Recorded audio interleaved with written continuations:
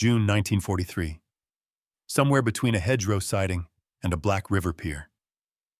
Prisoners expected hardness, stale bread fists, the rasp of orders. Instead, floodlights, cranes wheeling like iron constellations, a Liberty ship sliding from its cradle while another waits half-riveted. Boxcars breathe out coffee flour, spare parts in crates. Trucks idle in lanes that never end. A guard offers water. A clerk checks a schedule and nods. No speeches, no flags, only motion-timed and tireless. In that mechanical heartbeat, they hear a verdict: this war is not won by courage, but by a nation that never runs out of next. They came to the front, carrying a story. In classrooms hung with maps and eagles, lecturers drew contrasts as clean as chalk lines, their Reich disciplined, technical superior. The Americans soft, chaotic, addicted to comfort. Magazines like Signal staged the parable in frames: the virtuoso tank, the hawk-eyed pilot, the craftsman's miracle beating the mass-made toy. Rations thinned, but belief stayed rich. Coffee was for wastrels, ice cream a joke, washing machines in a war zone proof of decadence. Engineers boasted of tolerances measured like jewelry. Officers praised elan over tonnage.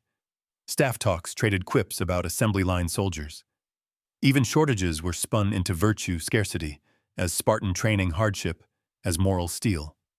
Letters home described American mongrels who lacked the will to bleed. Speeches promised that one precise blow would shatter that factory graft. They learned to sneer at abundance, to equate convenience with weakness, to read every Allied timetable as bluff. Propaganda did not invent pride. It tuned it, teaching men to love the singular masterpiece and despise the crude tool that merely worked. So when capture came, they were prepared for cruelty, not competence, for hunger, not schedules, for hatred, not the hum of plenty, and nothing in training warned them otherwise. They had a lexicon for America, and it was built from posters, lectures, and dinner table certainty.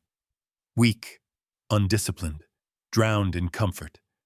Year after year, the message sharpened like a drill bit. A nation of consumers cannot endure. A people softened by gadgets cannot close with steel and blood. In barracks, cinemas, newsreels stitched the caricature together.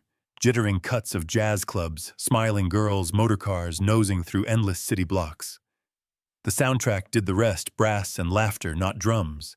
They lived to eat, one instructor quipped, chalk hissing across the blackboard, "We eat to live."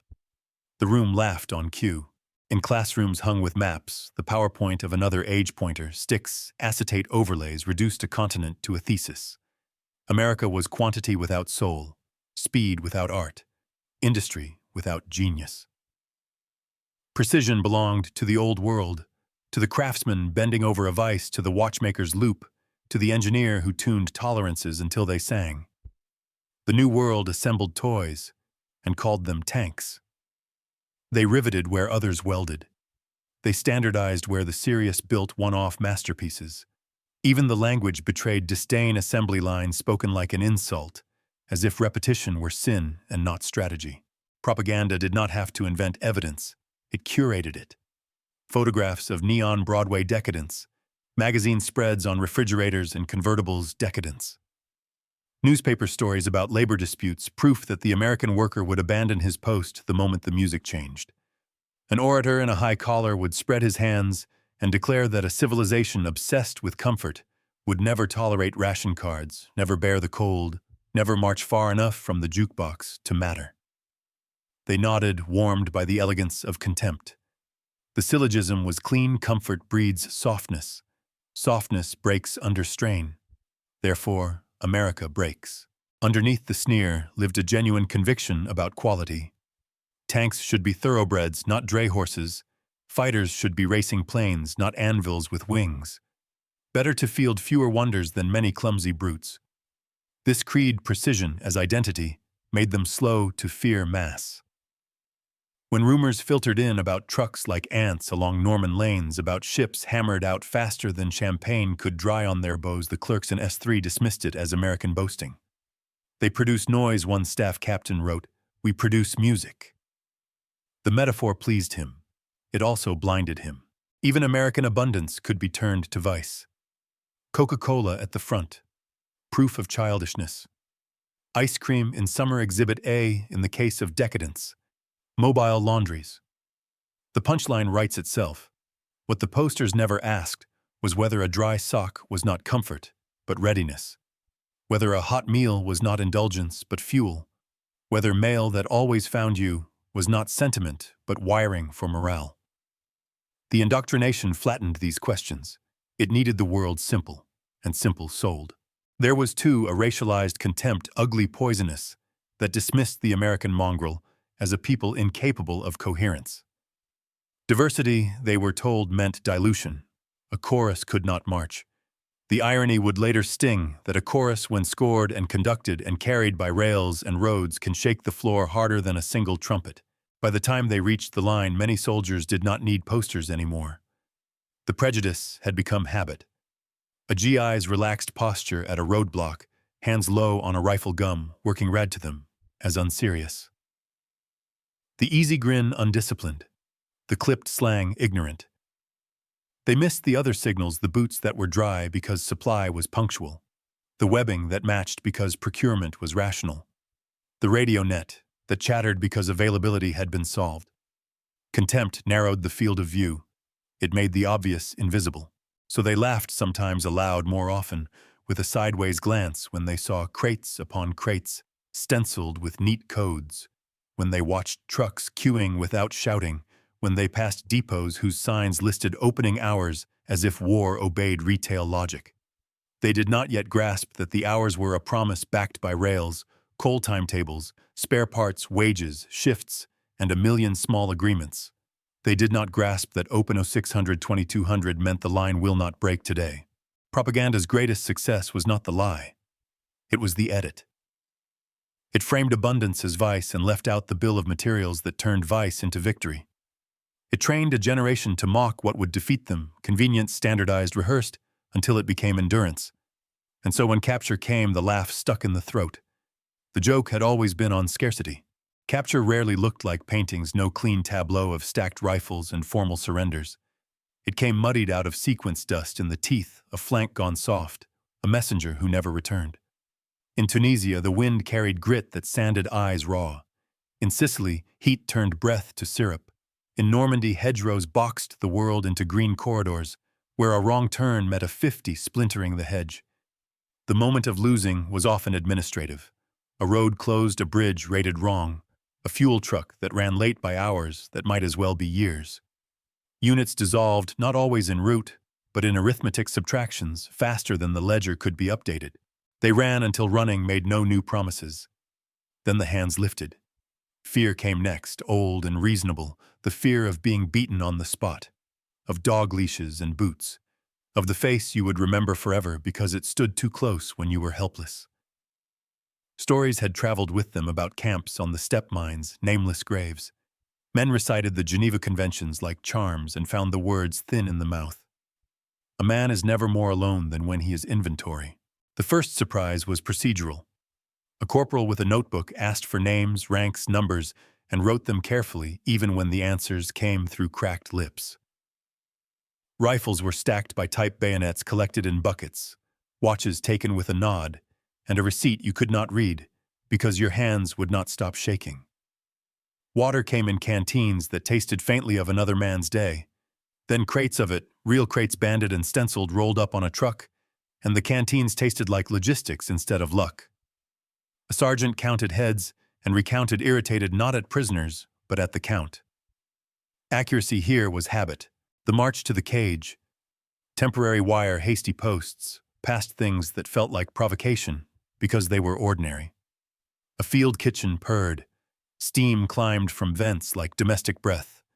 A baker slid loaves from a mobile oven with a practiced, bored grace. It was the boredom that unnerved them. The men cooking were not performing mercy. They were on schedule. A truck reversed to a depot tent, the driver glancing at a clipboard, his partner tossing down sacks in a rhythm that belonged to work, not war. A prisoner from Essen watched the sacks flour sugar coffee and did a calculation that ended at despair. If these are surplus at the wire, what is abundance at the pier? Night brought the second fear, that the mask would slip, that kindness was a prelude. But the mask did not slip because it wasn't a mask. It was procedure lacquered over practice. Guards rotated. Reliefs arrived on time. A medic with a stethoscope smelled of antiseptic and laundry soap. A chaplain said words in a voice like a teacher dismissing class. The economy of it, no swagger, no cruelty, read as alien. Men accustomed to theater did not know what to do with bureaucracy that fed them. Transport followed boxcars or buses depending on where the wire stood.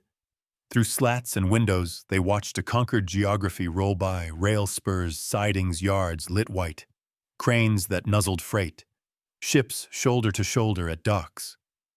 Even in defeat, they learned. A train that stops and starts with precision means dispatchers who care about minutes. Yards that clear mean labor that shows up. Ships that sail packed mean warehouses that keep their promises. The lesson lodged not in pride but in marrow. This enemy's mercy is mechanized and therefore repeatable. There was still terror. A guard could be cruel. A moment could go wrong. A rumor could sprout teeth.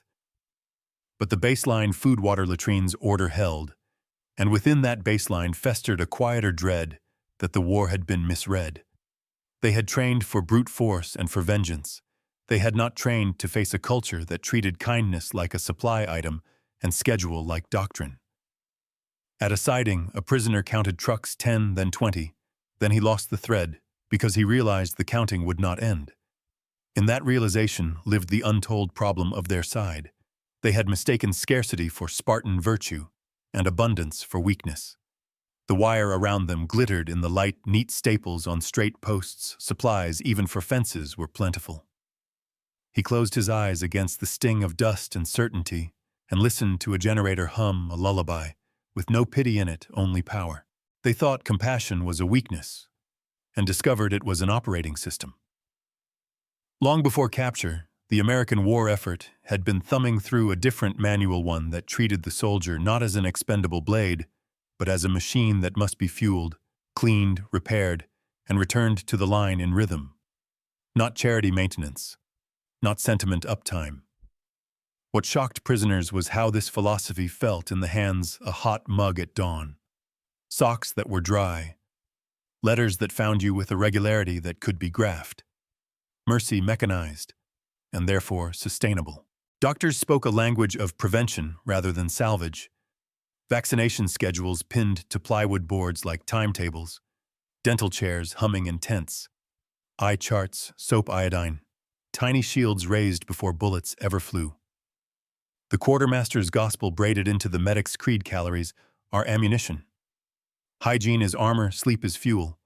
Field laundries smelling of steam and blue soap spun out the mildew and trench rot that quietly breaks divisions faster than shells. Shower units blew warm air across shivering men until the shaking stopped. In a culture trained to romanticize hardship, the idea that comfort could be a combat multiplier sounded indecent. In a culture trained to count throughput, it sounded obvious. Rotation itself. Rest camps, rear area canteens, USO stages flickering with jokes and trumpets was logistics for the mind. Not a luxury, a scheduled overhaul. Men watched a Red Cross clubmobile roll up coffee urns, donuts, postcards, a smile that felt like a layover between violence and duty, and they laughed at first. Then the front pulled them back and they realized that 10 minutes of ordinary cans sand the rust off courage. Paperwork, always the joke, carried a quiet grace here. Leave forms that worked. Pay chits that cleared procurement slips that actually produced the right size boot in the right month. A bureaucracy which delivered became a kind of promise: fight hard, and you will not be abandoned to mud filth and silence. Mail. V-mail shrunken to film, multiplied across oceans, stitched men to home with fibers that did not snap under strain. Chaplains and counselors moved like quiet mechanics among engines, tuning morale. Band concerts bled into mess lines. A hymn shared tent space with a maintenance checklist. Even punishment, the inevitable friction of big armies, was bounded by procedure rather than appetite. The machine refused to eat its own. Prisoners learned the vocabulary of dignity in small doses, the guard who corrected a roster calmly, because accuracy mattered more than dominance. The cook who cared about portion weight, because numbers were promises. The medic who logged a temperature and meant it.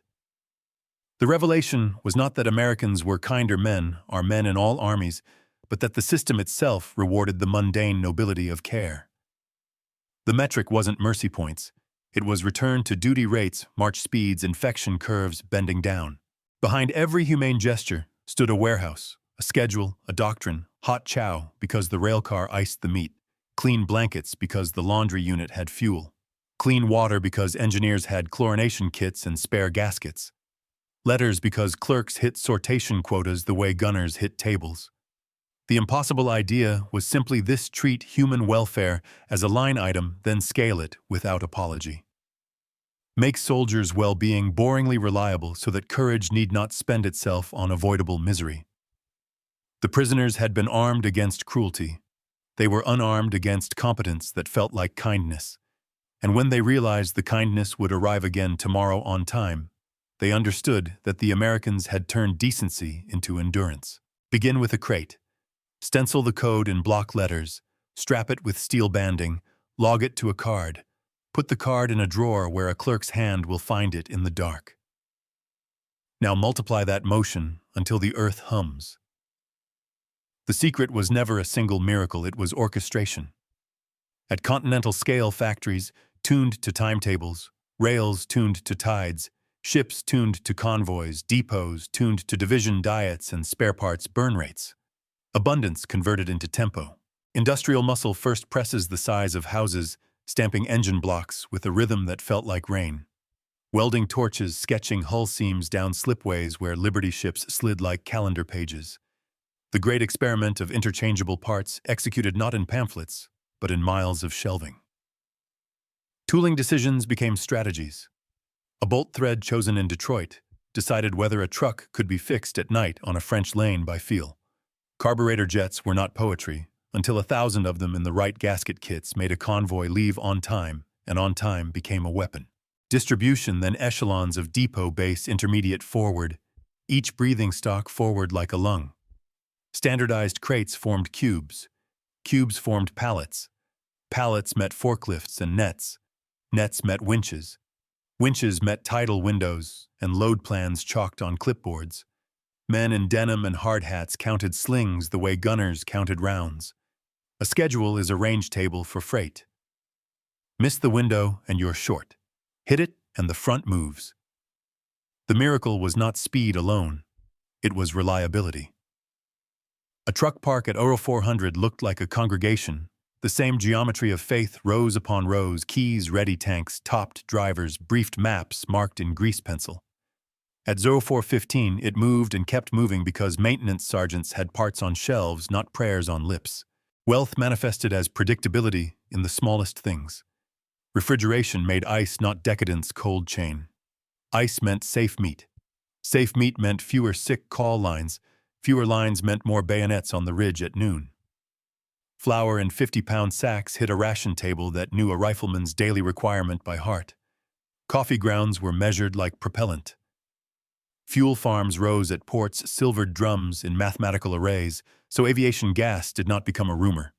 Tires stacked like amphitheaters of rubber stood ready to erase delays. Batteries waited like coiled volts. Spark plugs, bearings, belts, each an answer to a foreseeable failure. Information was freight, too. Punch cards flicked through tabulators.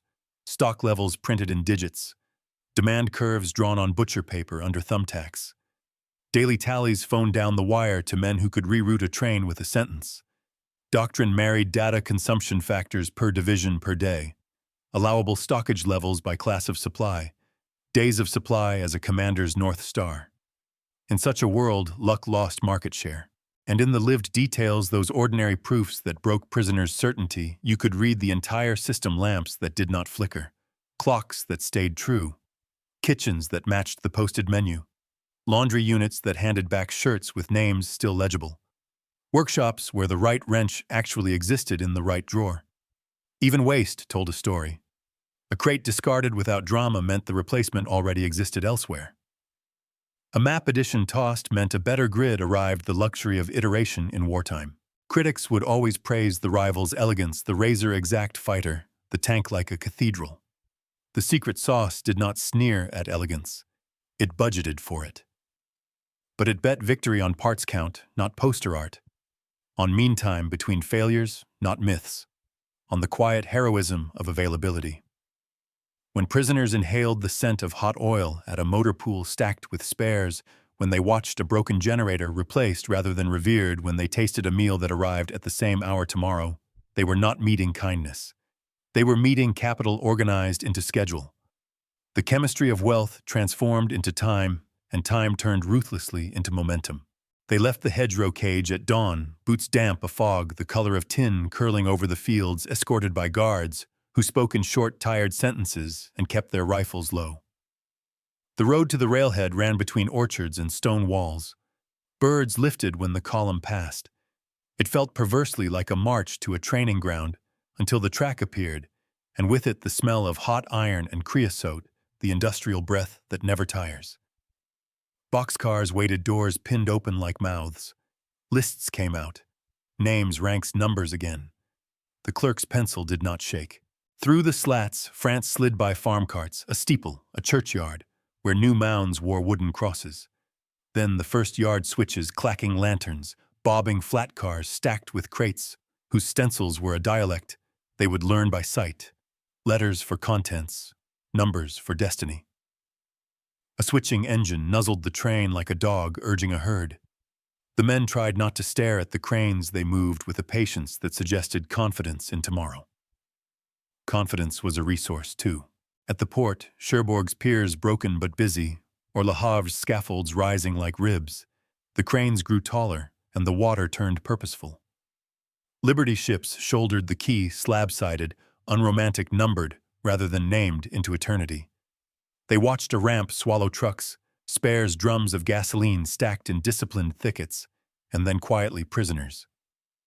A chaplain said a line about the sea. A boatswain's whistle cut the day. Lines fell away. A tug shouldered the hull into the channel. No speeches, only schedule. The crossing taught them monotony as design.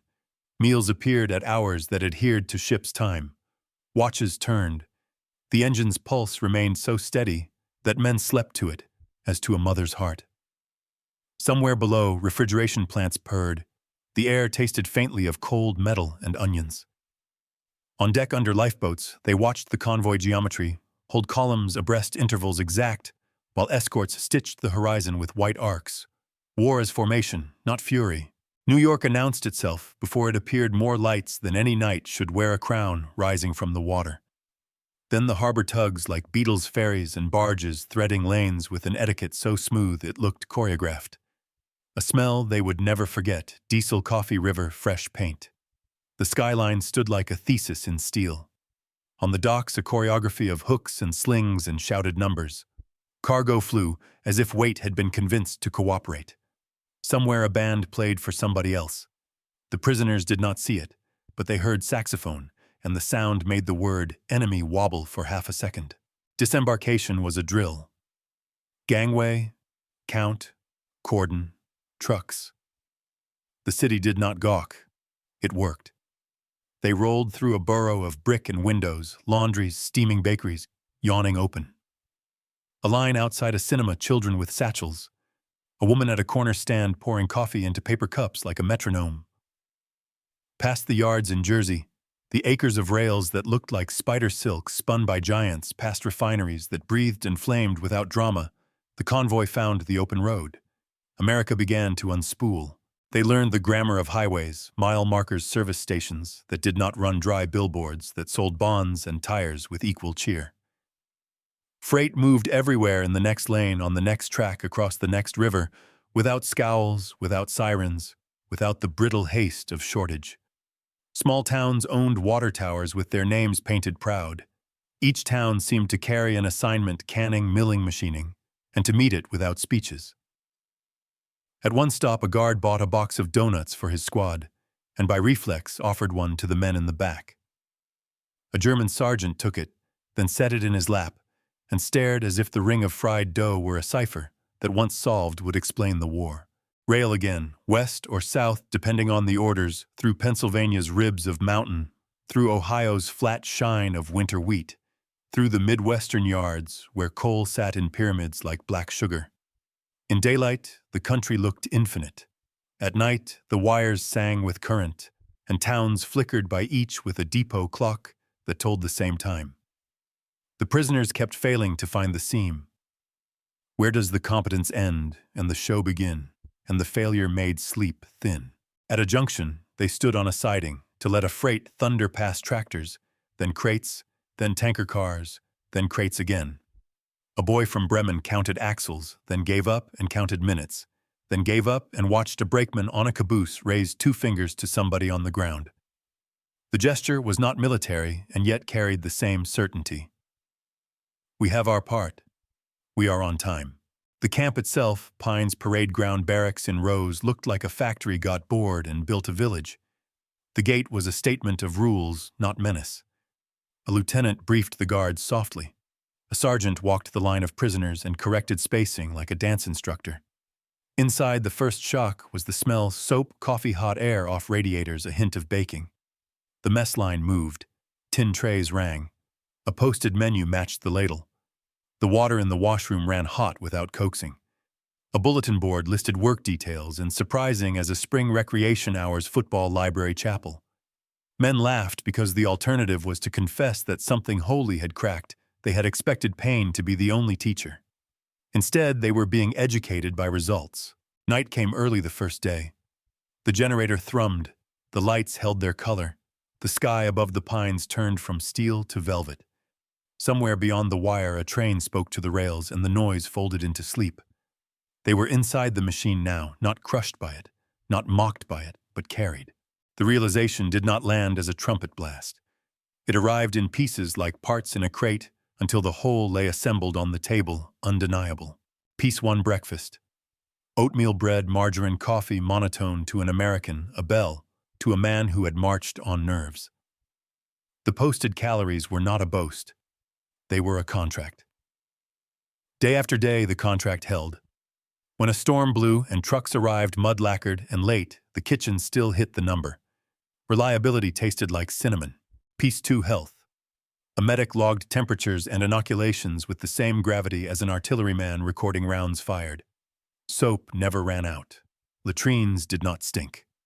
Toothache, a minor god of trenches, found itself rebuked by a chair and a drill and a light that did not flicker. Men who had learned to make peace with filth learned that cleanliness required only fuel and respect, 2 things this country had in measure. Piece 3 work. Details in the motor pool handled tools arranged with a jeweler's patience. Racks of belts and hoses, bins of bolts, gaskets in envelopes like letters. When a generator coughed, a corporal replaced it rather than curse it. The broken unit went onto a bench where a man with a manual and a pencil would make it whole at leisure. The hierarchy of effort had shifted, no heroics required where design had been thoughtful upstream. Piece 4 time. The guard relief arrived when the clock said, mail when the calendar said, the chaplain when the bulletin promised. Games started at the hour. Lights out did not surprise. Even discipline operated as schedule rather than spectacle. Men accustomed to commands barked as theater encountered instructions treated as engineering. Efficiency carried no swagger. It needed none. Piece 5 play. A soccer ball on a scraped rectangle of earth, a baseball arcing against the pine tops, a harmonica under a barracks eave. These were not decadences. They were pressure valves installed by doctrine. The guard who refereed a match did so with an earnestness that made mockery difficult. In the library, paperbacks softened from use sat beside manuals that explained how to build things quickly and well. The future, even caged, seemed to hum in the wiring. Put together, the pieces resolved into a picture so large it made previous certainties look like toys. They had believed that abundance softened. Here, abundance had been drilled, scheduled, taught to show up. They had believed that convenience weakened. Here, convenience had been weaponized into endurance. They had believed that a mongrel nation would dissolve under strain. Here, heterogeneity had been organized into a chorus that hit its notes because the conductor had a timetable and spare batons. The moment of surrender, spiritual not tactical, arrived for one man in the laundry. He watched shirts tumble behind glass water, turning from gray to clear, and felt a ridiculous sting in the eyes. Not because his captors were saints, but because the machine had room for care while fighting a world war. For another, it arrived when a guard, young, freckled, worried aloud that the coffee had run weak. "We'll fix it," the guard said, and he did. The prisoner realized he was witnessing a culture where trivial problems were not laughed off. They were solved. Solving trivial problems multiplied had won the big one. Some tried to keep the sneer habit as armor, but it slipped when mail arrived again, and again, and again. It slipped when a posted menu matched the ladle after a week of rain. It slipped when a rumor of shortages died at the sight of a warehouse that could outfit a regiment from a standing start. The sneer finally fell when they understood that none of this depended on a single brilliant man at a bench. It depended on systems that made ordinary people powerful. Belief does not explode. It erodes. By the time spring warmed the parade ground and the pines shook out pollen like gold dust, the men behind the wire could say quietly what they would later say louder in memoirs and interviews. The war had not been a fair fight in the dimension that mattered. Against a nation that could turn kindness into a schedule and keep it precision alone was a beautiful losing argument. The hum in the wires was not music. It was the sound of certainty, and it did not waver. Shock travels differently than shrapnel. Metal tears and is done. Shock seeps quiet, structural, changing how men read the world. In the weeks after capture, the laughter that once came easy at the mention of American comforts stopped arriving on cue. The mind once trained to draw a bold line between decadence and endurance began to blur it, then to reverse it. A kitchen that keeps its hour is not softness, it is stamina. A laundry that returns your shirt on Thursday is not luxury, it is time handed back to the war. Morale, so often described as a flame, here behaved like a gauge. You could watch it rise with small reliabilities, fall with predictable failures. The POWs cataloging their new routine understood the arithmetic that had been invisible at the front. If a division eats on schedule, its courage is not spent on hunger. If trucks start in bad weather, discipline is not spent on pushing. If mail arrives, the imagination stays leashed to purpose instead of wandering into dread. Will then was not a mystical reservoir, but a budget, and America's system protected that budget with obsessive care. The recognition spread by anecdotes they posted. Calories, the lights don't flicker. The guard worries about coffee strength, but the effect ran deeper than novelty. It recast previous battles. Tunisia's dust no longer read as fate. It read as supply failure. Hedgerow stalls no longer looked like heroism denied. They looked like tires, maps, and radios stretched past their design. The machine back home decided tempo. Where the machine had been stronger, the front had felt easier. Where it had been thin, the front had asked for miracles. The POWs began to suspect that the Allies did not require miracles because they had invested in the ordinary. This realization eroded the romance of scarcity that had armored them. Hardship had been virtue. Hardship had been proof. Now hardship looked in the worst moments, like mismanagement, like a commander's pride in artisanal excellence paid for with a private's frostbite. The beautiful tank that arrived in tens instead of hundreds, the elegant fighter that demanded a watchmaker at every airfield, these became poems in a language the war did not speak. The war spoke schedule. In the barracks, talk a phrase recurred. We could not have matched this even if we had known. Not a plea of ignorance, an admission of capacity. The chasm was not merely steel and coal, though there was plenty of both. It was the culture that turned numbers into timing, timing into confidence. A bridge of trust ran from worker to yardmaster to quartermaster to rifleman, and it held. The POWs recognized that their own bridges, often brilliant, sometimes heroic, had too many toll gates, bottlenecks of prestige traditions that prized virtuosity over interchangeability, a distrust of mass that made mass feel vulgar.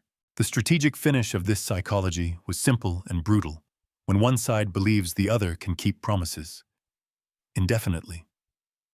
Resistance ceases to feel tragic and becomes absurd. The war machine rolled not because it was loud, but because it was patient, absorbing shocks, correcting errors, anticipating needs. The POWs would later describe a mood at the wire, not despair exactly, rather a sober counting. How many weeks like this could a nation afford? The answer they found in the humming lights and the full ladles was as many as it wants. That answer, more than any tank duel or dogfight, made pride step back and certainty sit down. Years later, when men found language for the emptiness that followed defeat, they reached for workshop words. One former prisoner wrote that America standardized morale. Another said the enemy never ran out of next. A third, remembering a guard's fretting over weak coffee, called it the luxury of fixing trifles, which saves the strength for serious things. None of these were epigrams for statues. They were shop floor verdicts from men who had learned to respect the power of small reliabilities. Asked what surprised him most, a veteran of the Africa Corps did not mention a weapon. He mentioned a schedule meals at the hour posted, every day. Another, who had worked peacetime in a German plant, stared at an American depot and confessed, "In our best year, this would have been a fairy tale." A Luftwaffe mechanic shown a motor pool stacked with spares, shrugged with a craftsman's honesty. "You can fight skill. You cannot fight stock."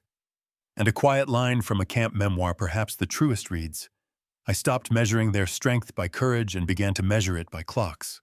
These are not recantations of bravery. They are calibrations of reality. The POWs did not deny the valor of their comrades. How could they? But they rewrote the axis of the war's mathematics. Courage and skill are multipliers. They act on what exists. America built the base number high and kept it high. Logistics protected the multiplier from erosion. The result looked up close like kindness, and at scale like inevitability. Standing at a fence on a clear afternoon, a man who had sneered at refrigerators and donuts watched a freight drag its shadow across the field. He spoke to no one in particular. We were wrong about what matters. The wire hummed faintly in the sun. The generator under the tower kept its note. In that ordinary sound, so steady it disappeared, you can still hear the last admission, the war wrung from its enemies, that wealth organized into schedules and spare parts and meals that arrive is not decadence. It is a weapon. And in this war, it decided.